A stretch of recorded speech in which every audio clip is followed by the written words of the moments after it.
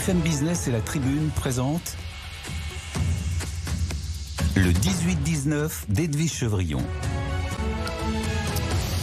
Le 18-19 continue avec Aziz Seni, qui est fondateur du Forum économique des banlieues, qui publie Made in banlieue et qui développe aujourd'hui Choose banlieue. C'était aujourd'hui, ça sera demain au Conseil économique, social et environnemental. Bonsoir Aziz Seni. Bonsoir Edwige. Merci d'être là. On sait que c'est un long combat que vous menez depuis longtemps.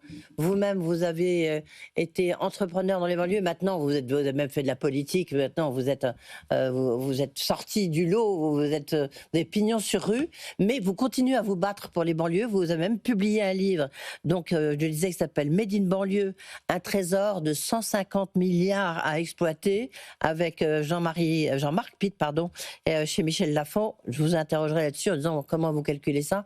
Juste ce forum-là, ce Choose banlieue, comment ça se passe dans un climat un peu difficile quand même.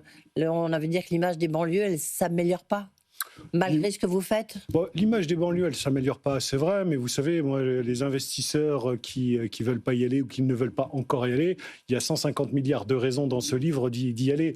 Dans le roadshow qui concerne l'organisation du Forum économique des banlieues, il m'a été amené de rencontrer un investisseur chinois à qui je posais la question sur l'image des banlieues et qui m'a répondu, vous savez, monsieur Seni, moi j'investis dans des endroits dans le monde où il n'y a ni eau, ni électricité, ni droit. Il est en train de m'expliquer que les quartiers nord de Marseille... Mais vous avez vu que BNP Paribas, qui avait mis un grand immeuble à Aubervilliers, ils disent c'est trop compliqué, hop, ils reviennent au cœur de Paris. On reviendra à ce que je viens de dire sur cette anecdote avec cet investisseur chinois. Si les Français ne veulent pas y aller, ce trésor de 150 milliards, ce sont d'autres qui le prendront. Je le regretterai. Il faut garder la souveraineté économique. Mais si il y a du business à faire, il y a 300 millions de réserves foncières en mètres carrés. Il y a vraiment de la place.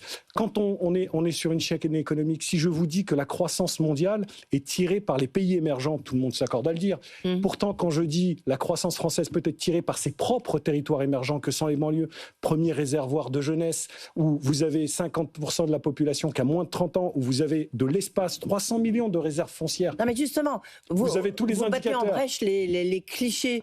Mais moi j'ai envie de vous dire, forcément je fais l'avocat du diable, mais regardez le problème des narcotrafiquants. Ça se passe en général en banlieue, même si c'est souvent les bobos parisiens ou lyonnais ou marseillais qui consomment de la drogue. C'est parce qu'on a décidé d'en faire un problème de banlieue. Vous venez de le dire, 7 milliards d'euros de chiffre d'affaires, ce marché des narcotrafiquants. 95% des clients n'habitent pas ces banlieues. 100% de l'argent de ce trafic ne reste pas en banlieue, ça se verrait. Donc le sujet du narcotrafic, on a décidé de dire que c'était dans les quartiers, c'est vrai, il s'y fait, mais la problématique, c'est une problématique de marché et donc de clientèle qui habitent les centres-villes, qui font même parfois les choux gras de la presse quand ils sont élus ou autres. Donc il faut remettre l'église au centre du village. Oui, lorsque vous avez, aujourd'hui, je crois que vous avez reçu différentes personnalités politiques. Ils ont tous défilé, Alain Juppé, Dominique de Villepin, Jean-Noël Barrot et d'autres encore. Est-ce qu'ils ne se donnent pas bonne conscience ? Peu importe qu'ils se donnent bonne conscience ou pas, mon sujet n'est pas là. Notre sujet au Forum économique des banlieues, c'est de jouer notre rôle d'influence. Quel est-il ? C'est de faire de la pédagogie. Ces dernières années, on a regardé les banlieues à travers 3 prismes. Le prisme de l'urbanisme, le prisme de l'action sociale ou le prisme de la sécurité. On ne mettra pas un CRS ou une assistante sociale derrière chaque habitant de ces territoires. Le levier économique n'a jamais été activé. C'est ce que nous voulons pousser à ce que les politiques en prennent conscience. Mais ça, c'est pas vrai, Aziz Seni, parce que vous-même, vous l'activez depuis longtemps. Mais c'est une initiative personnelle, c'est pas massif. L'État ne peut pas tout. Et ce sont des initiatives que nous avons tentées avec un fonds d'investissement qui s'appelle Impact Partner, avec d'autres sujets. Mais il faut que l'État s'approprie aussi un certain nombre de sujets. Les 300 millions de mètres carrés de réserves foncières stratégiques, ce n'est pas Aziz Seni et ses copains qui peuvent l'exploiter. Il faut revoir un certain nombre d'outils à mettre en place. J'en parle d'ailleurs. Dans mon livre, c'est une vision, une méthode et un plan en 12 piliers pour le développement économique des banlieues. La question, c'est beaucoup la formation aussi. Alors, pour attirer, il y a effectivement le côté foncier, mais il y a aussi la question de formation peut-être. Mais pour former, encore faut-il qu'il y ait des entreprises localement. Moins de 2% des investissements privés français vont dans ces territoires. Vous le savez mieux que moi, Edwige Chevrillon. pas d'investissement, pas de croissance, pas d'emploi, comme disait l'autre, pas de bras, pas de chocolat. Donc, évidemment qu'il nous faut de l'investissement dans ces territoires. Il n'y a jamais eu de banlieue transformée en produit d'investissement. Pourquoi avons-nous intitulé notre forum économique des banlieues Choose banlieue, pour un clin d'œil à Choose France. Choose France, c'est une belle machine, les investisseurs arrivent, Vous parlez duquel Choose France? Parce qu'il y a eu celui de Versailles et puis celui un tout petit peu... Celui de Versailles, je pense plutôt à celui de Versailles qui a permis d'attirer beaucoup d'investisseurs, mais moins de 1%. Moins de 1% de ces investissements vont dans ces quartiers.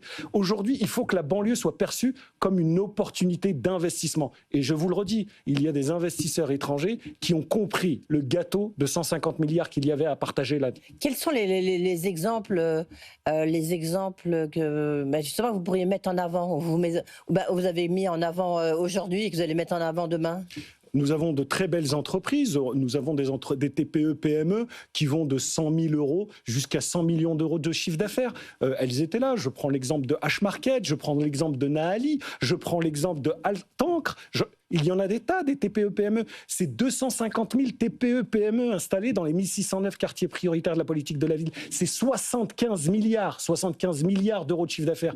Tous ceux qui nous disent que la banlieue coûte, ils ne nous disent jamais combien elle rapporte. Voilà quelques chiffres. Vous savez, Edwige Chevrillon, la banlieue, elle est extrêmement rentable et aujourd'hui, elle participe au PIB et à l'économie française. Il y a un autre colloque, comme quoi, peut-être la prochaine fois, soit il faut en faire un en commun, soit vous pouvez peut-être les mettre à des dates différentes, mais le sommet pour l'inclusion. Alors, c'est un autre sujet. Oui, sommet pour l'inclusion. Alors, c'est là où on mélange tout. Dès qu'on parle de banlieue, on devrait faire un tout, non? Mais c'est vrai. Au sommet de l'inclusion... Non, c'est pas qu'on doit faire un tout, c'est que l'inclusion fait partie de la difficulté des banlieues à émerger, justement. L'inclusion, ce n'est pas que les banlieues.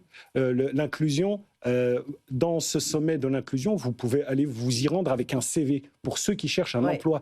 Vous venez au forum économique avec un cabis. C'est ça la différence. Le sommet avec un CV, le forum économique avec un cabis. Notre sujet... c'est bien, comme ça fait des salariés pour le cabis. Eh bien, tout à fait. Vous avez parfaitement raison.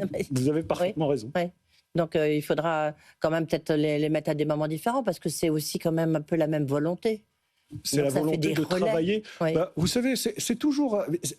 quand on s'adresse aux banlieues, c'est toujours les mêmes questions. Pourquoi vous ne faites pas les choses ensemble? Est-ce qu'on demande à BPI de faire les choses avec le salon de l'agriculture? Est-ce qu'on demande au salon de l'auto de faire les mêmes choses avec le salon de l'aviation? Pourtant, c'est la même industrie. Oui, mais c'est juste parce que c'est le même jour. Pardonnez-moi, c'est juste parce que c'est le même jour. Donc c'est là où c'est un peu dommage parce que ça ferait...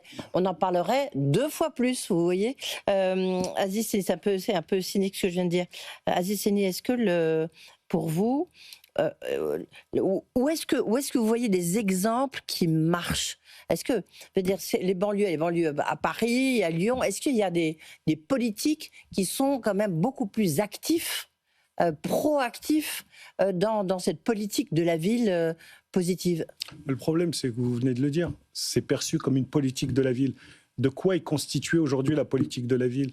D'urbanisme, de bâti, d'action sociale, le bâti, c'est important, de sécurité. Vous-même, vous l'avez dit. Oui, quand vous avez du foncier et que vous n'avez pas de centre d'affaires pour installer des TPE, PME, et quand elles se créent, elles sont obligées de se déplacer quand elles grandissent parce qu'elles n'ont pas les locaux, c'est bien des infrastructures immobilières qui manquent. Or, aujourd'hui, on travaille essentiellement sur le logement, sur les HLM, sur les logements sociaux, peu ou pas. C'est important aussi, il y a des lieux d'habitation, c'est sûr, des logements. C'est très important, mais quand vous n'avez pas de quoi payer votre loyer, c'est encore plus important d'avoir un emploi et donc d'avoir des entreprises qui peuvent vous embaucher. C'est surtout ça qui est important. Aujourd'hui, en banlieue, vous avez, et je le redis, moins de 2% des investissements qui s'y font. Il y a peu ou pas d'entreprises. Et les TPE, PME, quand elles se développent, elles sont obligées d'aller ailleurs parce qu'il n'y a pas les infrastructures qu'il faut. Est-ce qu'il y a une démarche à faire pour attirer justement des TPE, des PME, parce que ça coûte moins cher d'aller en banlieue que d'avoir son siège au cœur de ville? Vous venez de l'expliquer, il faut du foncier, il faut évidemment construire davantage d'infrastructures, des centres d'affaires, des zones industrielles. Vous savez, il y a une loi qui a été votée qui s'appelle la loi SRU, qui oblige les communes à avoir 20% de logements sociaux. Il n'y a jamais eu de loi pour obliger une ville à avoir 20% d'activité économique. Et pourtant, il faut passer de la cité dortoir à la cité productive. On ne peut plus avoir des des villes de banlieue où on a 80-90% de logements sociaux sans avoir de parc d'entreprise où on installe des TPE, des PME, voire des grands groupes pour pouvoir avoir des emplois de proximité. C'est ça qu'il faut. Oui. Est-ce que vous avez des exemples de politiques qui ont marché? Parce que je pense par exemple à la Seine-Saint-Denis, où les Jeux Olympiques ont été, enfin une partie des épreuves sportives ont été installées en Seine-Saint-Denis.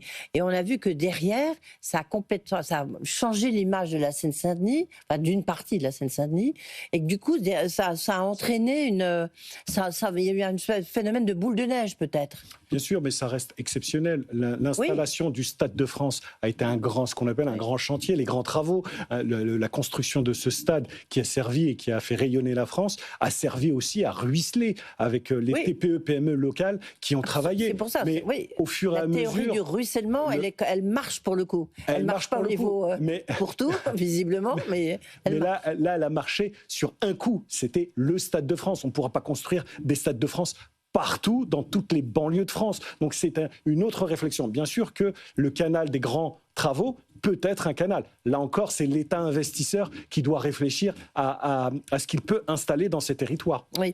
Aziz Saini, en conclusion, si vous aviez deux actions, enfin deux mesures à demander, pas Roland Lescure, ministre de l'économie, ce serait quoi? Eh bien, nous avons créé un label qui s'appelle Made in Banlieue avec l'AFNOR et le Conseil national des Sachats. Je porte un petit pins Made in Banlieue. Absolument. Qui s'inscrit dans le cadre du Made in France. La banlieue produit, des services, de la culture, du sport. C'est qu'on puisse avoir dans les appels d'offres publics une quote-part de ces appels d'offres pour 5%.